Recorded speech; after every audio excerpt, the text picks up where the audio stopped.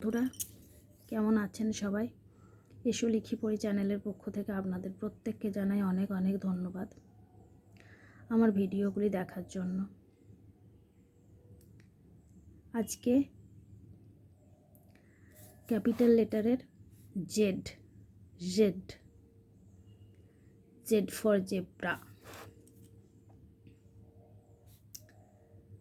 Z Z for zebra. Zebra মানে zebra প্রাণী। তো এভাবে মোছার কাজটাও শেখাতে হবে বাচ্চাকে, একটু মুছে দিয়ে আবার লেখানো। কারণ কি, যখন স্লেট পেন্সিলে লেখে তখন কিন্তু আঙুল দিয়ে মুছে। আর বাচ্চা দেখবেন স্কুলে গিয়ে স্লেট পেন্সিল তো চলে না, খাতা দেয়, তখন তারা কি করে, ভুল হলে আঙুল দিয়ে মুছে এবং খাতাটা কি হয়, কালো হয়ে যায়। তাই জন্য এই ইরেজারের ব্যবহার বা রাবারের ব্যবহারটা শেখানো খুব দরকার। এরপর হলো 4 লাইন্স কপি। ইংলিশ খাতা তো 4 লাইন্স কপি হয়। তো 4 লাইন্স কপিতে কীভাবে লিখবে, এভাবে লিখবে জেড। এই 3টি লাইনকে কেন্দ্র করে যদি এই লাইনে বেরিয়েও যায় তখন শেখাতে হবে এটা মুছে দেবে,